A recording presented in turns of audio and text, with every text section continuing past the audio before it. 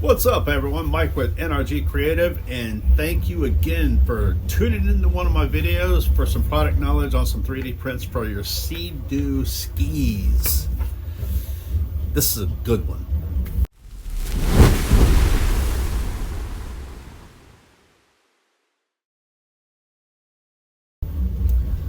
Alright guys, thanks for tuning in today. The purpose of this video, real simple. I saw a post out there that I needed to kind of educate my audience a little bit. Are 3D mounted prints good enough for your seadoo? Will they last? The simple answer is yes. They will hold up phenomenally well. But instead of just giving you that answer, I'm going to tell you why some of these other guys that produce mounts are failing. So let me get into that a little bit and tell you why mounts work and then why they won't. Okay. So the first thing that I do with my mounts before they even go on my website, and let me back up just a little bit here. The mounts that are failing out there are typically, and I do know a handful of them that are producing these mounts that are failing, and I can tell you exactly why. I'll get into that in just a little bit here. But they are the ones that typically they don't have a website. They're not investing in themselves because their product, quite frankly, is not good enough. So why would you want to spend the monthly fees that it takes to run a website when your product really isn't that good, or you're having to replace it quite often? So these are the guys that are out there that are producing mounts without the knowledge of 3D printing. If you're looking for something, if you're a hobby person and you've got a 3D printer and you're making something like Kawasaki sign, something like that are up there, little playful things, it's not a big deal. You can use the stock settings on your slicer, and that's what most people do because that's all they know. If you're looking for a functional design, these are functional. They serve a purpose. They will be used, and in the case of these, used quite extensively. Before my mounts ever touch or get produced and put into my website for purchase, they are thoroughly tested. I personally, it literally takes years to know. I've got 8 years experience 3D printing. It takes years to understand what the slicer settings that you need, how you need to print this for this function, and so on. You cannot print every single piece with the same settings. It just doesn't work. It depends on the orientation, it depends how you print it, it depends on the layer lines, and so on, back and forth. Z distance, everything matters. I know all that's Greek to some of the guys that don't do 3D printing, but the problem is they don't know enough. They use their stock settings and they actually think, I'll make this the strongest that I can and I'll do 100% infill so it's completely solid. Wrong. That makes, believe it or not, that makes the print brittle. So these guys out there, they will go 100% infill. It's the strongest I can possibly do. Can't do anything better than that. That's not the case, guys. They will snap, and they do snap. So you need to understand. But what I do with my mounts is before they reach my website, these things are tested. And by tested, I mean videos like this.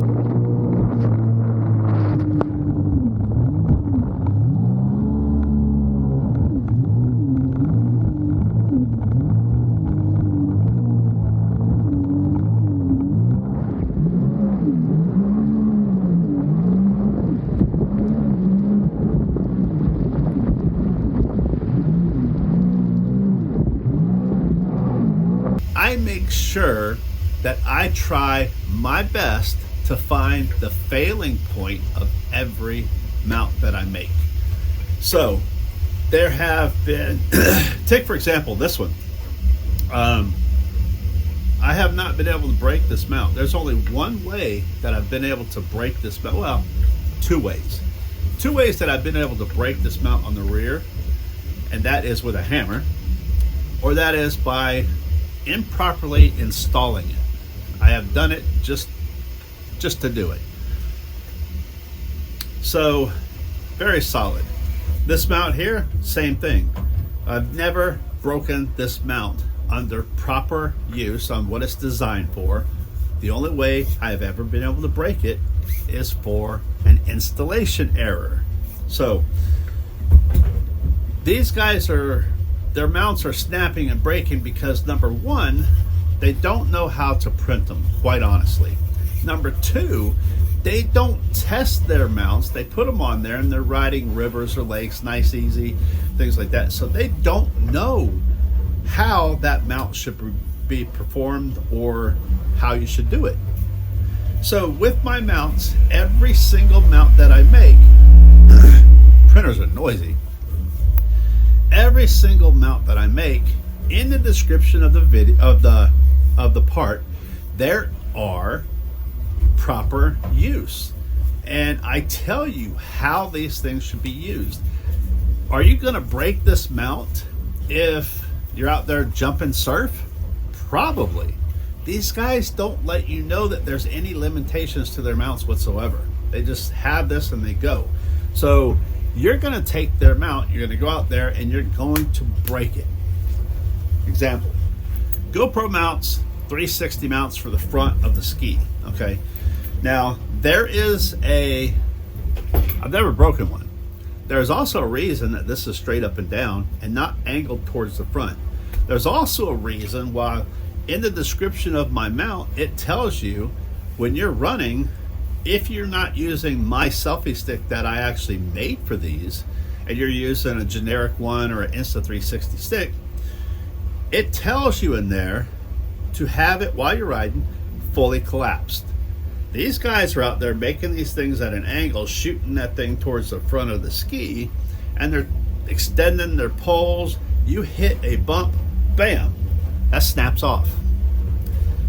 What happens is this makes all of us look bad. So my advice would be, number one, if you're purchasing some type of a 3D printed mount for your ski, and if the guy that has it is selling them on Marketplace or a Facebook group or eBay, they don't have an actual website. There's nothing wrong with selling them like that. But if they don't have an actual website, they're not investing in themselves and their product, be wary, okay? Just know that you may have issues. Another thing that goes on in the 3D printing world is people will actually steal your designs, tweak it a little bit, and it's not a big deal. You can make something like this. Somebody actually copied my original design, so I don't really care. There's enough business out there for everybody. But when that happens, I kind of redesign mine and make it even stronger, if possible. But these guys, what really aggravates me to no end is they will copy your design and then they'll go back through their groups and they'll get with the admins or whatever and they'll remove all your posts. So now they're the only ones advertising a mount on that group. Instead of reaching out and saying, hey man, I do 3D printing also, how would you like to collaborate with me on something? You can help each other. Those guys would find out how to print, but they don't do it. And I'm really surprised and shocked in some of these admins or owners of these very large groups that don't know better. You know, they really, just because they're in part of their group and they've known them for a little while, they back them and they shun the people that could actually help them make some money. To each his own, I guess. Anyway, guys, that is why these mounts are failing. These guys are either printing these completely wrong on a hobby printer, or they don't know enough about the settings. They don't know how to make a structural print strong. 100% infill is not the way to go. Like I said, there are a lot of tips and tricks. When I first got into 3D printing, it's exactly what I did. I got with people that were very experienced and collaborated with them. found out how to make. Over the last 8 years, I have found out how to make strong prints. So unfortunately, some of these people are out there buying these inferior mounts and they're breaking, and then they're bad mouthing all 3D prints, and it's just not the case, guys. 3D prints can be extremely strong. One more point to make, if you made it this far in the video, is 3D print over metal. Okay, there's a reason why you don't want metal. Under a normal circumstance, if you're doing easy riding and stuff, the metal is going to last you forever. You're not going to have to worry about anything snapping, maybe your selfie stick. That's always your weak point. But if you're out there breaking these mounts, it means you're not exactly riding smooth water. If you're out there in the Gulf, or you're surf jumping, or you're wave jumping, or whatever, and you're breaking these mounts, guess what's going to happen when you have that metal mount? Yeah. Not only are you just going to break, you're not going to break the mount, but you're going to break something on your ski where it attaches to. I don't want that to happen. I would rather this mount fail on you than to damage your ski. Now you've got problems. So guys, I hope this was helpful. Any questions, just let me know. Guys, my mounts are available. I will put the links in the description.